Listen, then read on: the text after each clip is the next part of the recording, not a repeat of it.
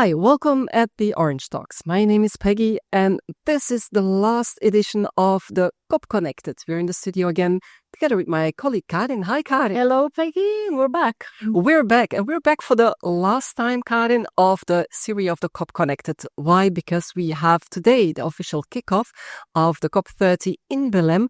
It's being launched today officially. And at this occasion, I think we can say we have a really special guest with us today. She has been since 2020 the president of the largest employers organization in the Netherlands, VNO-NCW, representing basically 160 sector associations and all the Dutch large and medium companies over there. She was before in top positions, for example, at an energy network operator, Alliander, but she also had different board positions in organizations like, for example, the Port of Rotterdam. So she's a very busy woman, but we're very happy to have her for a few minutes in our studio here in São Paulo. Allow me to welcome Ingrid Thijssen. Hi, Ingrid. Well, good afternoon. Good afternoon. We would have loved to have you here live in São Paulo, Ingrid, but unfortunately that was a bit difficult. But we're very happy to have you live straight from the Netherlands with us. Great to be in your podcast. Hi, Karen. Very nice meeting you, Ingrid. I think, Peggy, we can start asking Ingrid, with her large experience, a little bit facing the climate challenge, which is, the theme of the COP30 now. How do you see the role of the private sector in tackling this challenge, especially from your point of view from companies in the Netherlands? Yes, well, thank you. So maybe first it would be good to elaborate a bit about the context of COP30, because it takes place, of course, in Belém 10 years after COP21 in Paris. And we all remembered, of course, this historical COP in Paris where there came a legally binding international treaty on climate change, and it was adopted by almost 200 countries. And there was so much optimism back then, and also a very much a yes, we can mentality, a very positive vibe. So the enthusiasm and the optimism of 2015 has disappeared, unfortunately. And there are a couple of reasons behind that. First, in Europe, business and industry must survive in an environment of very high energy prices. And this leads to competitive international distortion, also the lack of a level playing field. So there's a shift of production to outside Europe, and it makes Europe more dependent, also more vulnerable on products from outside of Europe. Now, in second place, there's not enough capacity up-to-date energy infrastructure that needs business and industry transition. So it's about the CCS infrastructure, hydrogen, electricity grids, especially electricity grids. That's also a problem for industry and all kind of companies. And markets, of course, go for the lowest price instead of the best price versus sustainable performance. And of course, there's also uncertainty about the efforts from the United States and also all the effects on reduction, but also on financing climate policies in less developed countries. So what we see from the Netherlands, from our business, is we need to focus, we must change the focus to the ecosystem that really drives investment in the transition. And I think, therefore, that the COP30 should have an urgent motto that should be execution first. Indeed, they call it indeed the COP of the action. I mean, as you say rightly, I mean, it has been for many years that a lot of plans have been made, but now we have to go to action. This urge of action, do you feel that as well among the Dutch companies? Are there engaged in making these steps forward? How do you see that? Yes, there's a large demand for action, for execution, and that is especially because we have in the Netherlands and in Europe, we have to get the conditions right for making the transition. So we have, of course, for 10 years now, the CO2 emission trading scheme, ETS, and that means that every industrial plant has yearly declining cap for emitting CO2. And this means that emitting CO2 comes with a price, and that rises every year. So there are all the industrial companies that are now making buy or invest decisions. So what is the best proposition for their sites? Are we going to buy allowances, or are we really going to invest in CO2 low production? And every industrial company in Europe, especially in the Netherlands, has made a plan for investing in the transition based on different scenarios for prices, for markets, etc. And it's not investment in the transition is not about incremental improvement, but it's really a significant transformative investment to significantly reduce CO2. To make these decisions, the final investment decisions possible, it's necessary that all other conditions are 100% okay. So is there enough energy infrastructure available for them on time and also at an acceptable cost? Are the permits final? Are we allowed by law to pilot and to operate also the new assets? Is there also a market for green electrons and green molecules? So there are lots and lots of issues that have to be addressed by government, especially to make all those investments in sustainability and in energy transition possible. Even so, it's about infrastructure, permits, energy prices. Companies can at this time not rely on offtake markets, so there's no demand for their green products. In the markets, there are no incentives or obligations yet to buy the sustainable produced, or you could say green or clean products. And of course, then a lot of markets go for the lowest price, and then you just don't have a business case for your investments in green production. So there's a missing link in climate policies. There's been a lot of focus only on production, green production, both on energy, but also like on green steel.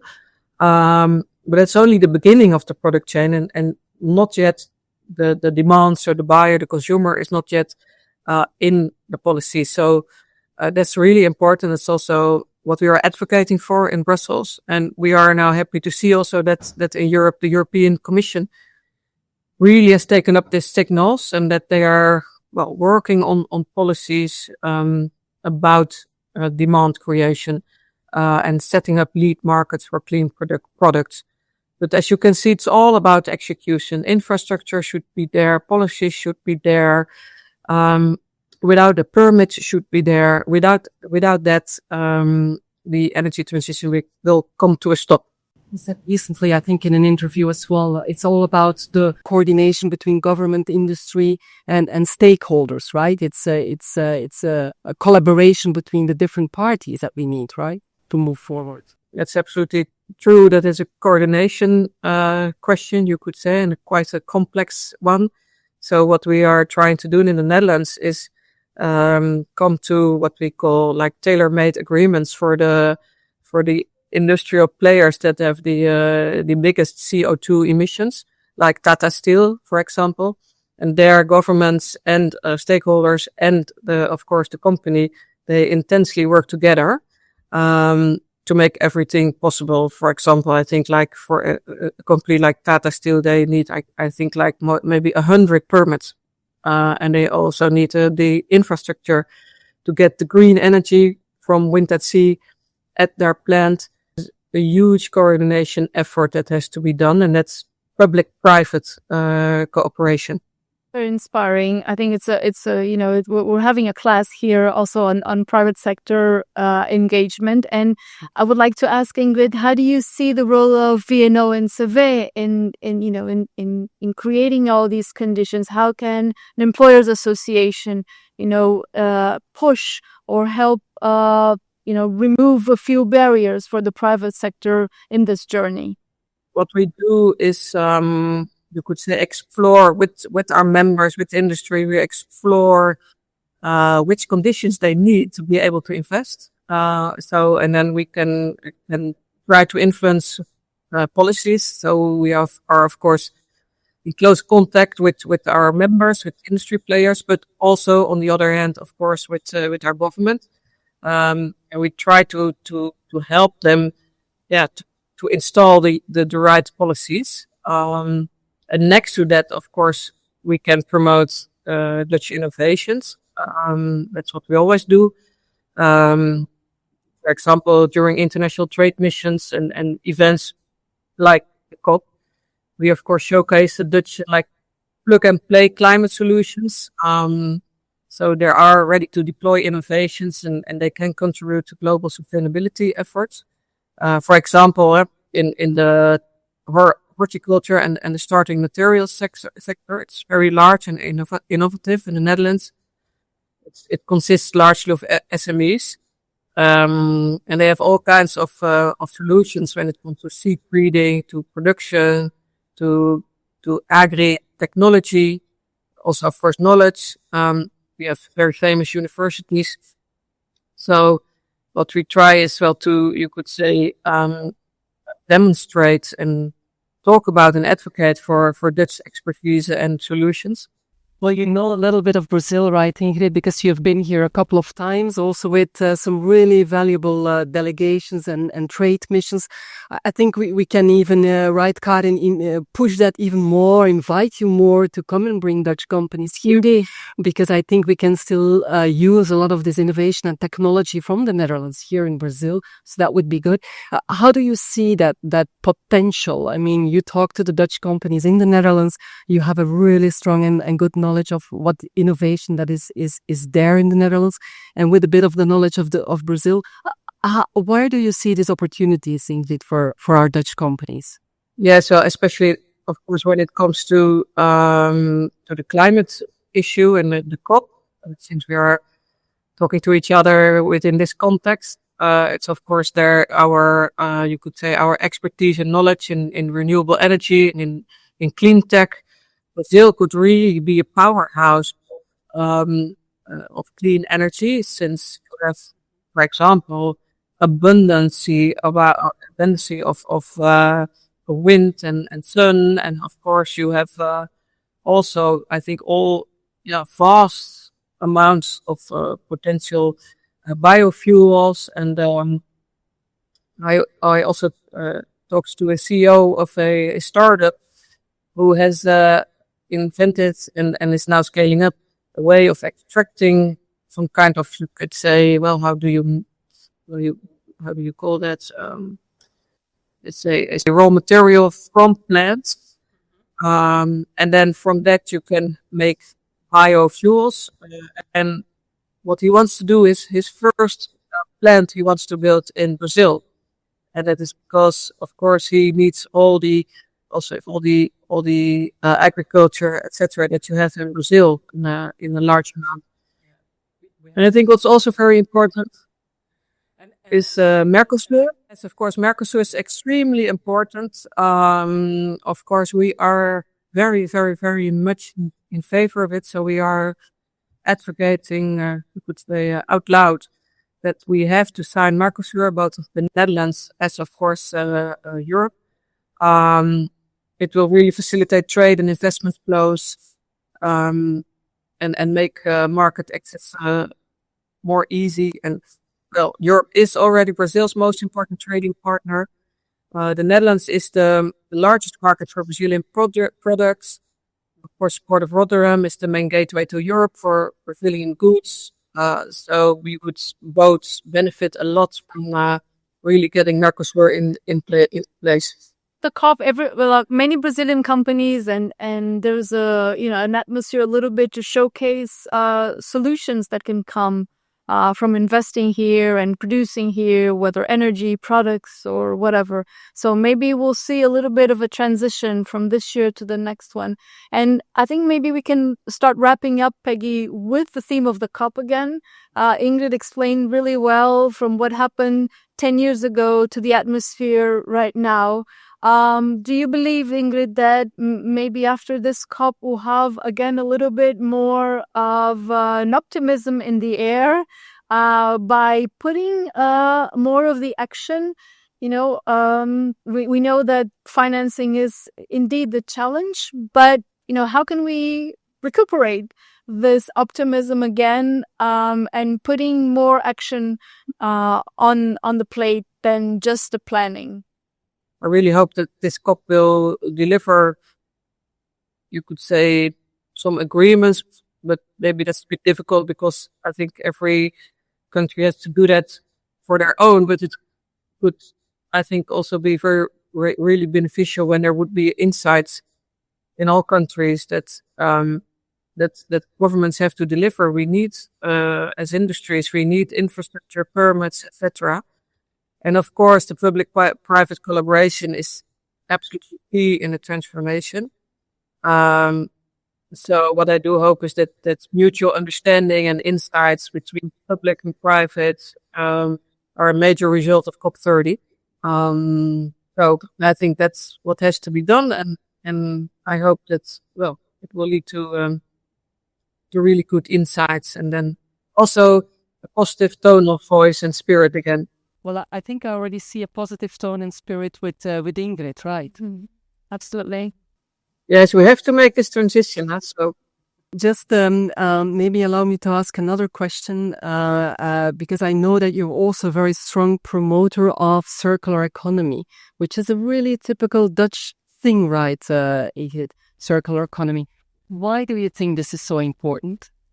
Well, first of all, we are not only heating our planet, but we are also using its resources, overusing its resources. So we should stop both. And the first one is about CO2 emissions, but the second is about circularity. So we will really have to use the products and the raw materials that we already have again and again and again. So we have to go to a circular economy, and it's not also because of the climate problem, and not also about environmental problems. But it's also, of course, about being less dependent as Europe and as the Netherlands from global supply chains for raw materials and critical raw materials. So it's also about our autonomy. You could say, unfortunately, geopolitics make it really, really necessary to become more autonomous, and then circularity plays a big role in that. Yeah, well, again, a huge responsibility, especially knowing the economical context within Europe, within the Netherlands. I mean, must be a very challenging role now also for you. Where do you see the biggest challenge? Of course, we talked already about climate, but besides that, where do you see the biggest challenges for the organizations, for the companies in the Netherlands? I think the biggest challenge now is to keep investments to the Netherlands and in the Netherlands, I must say, going. And then, well, regarding COP, of course, it's especially also the investments in the energy transition, in making industry and also other companies sustainable. And then, so what I start with is that the conditions for these investments are not in place. So that is the biggest challenge. And we have now just had elections last week. And so we are going to form new government, new cabinet. And this is going to be one of their most important challenges as well. For example, the electricity price in the Netherlands is too high. So they will have to address that. That costs money, of course, public money. So that's a political question, which they really have to answer. And we'll together with that, then of course our role also to influence that and to explain to them why that is really important. So, and I think for a very busy person like Ingrid, it was really a pleasure of having you, Ingrid, in the studio with us. And thank you for making the time available and for giving us this feedback straight from the Netherlands here into the studio in São Paulo. And I think next time we hope to see you here live in São Paulo. Yes, well, thank you for having me in your virtual studio, and thank you for taking the time to have this conversation with me. Thank you. Thank you very much. It'll be great. Thank you very much, and thank you for watching us at the Orange Talks. I hope you enjoyed. The COP is really now on, and as we already said, also with Ingrid, it's time for action now. So I would say let the COP30 start, and we are coming back to you with Dutch and soon for Beyond the COP. See you soon. Thank you for watching.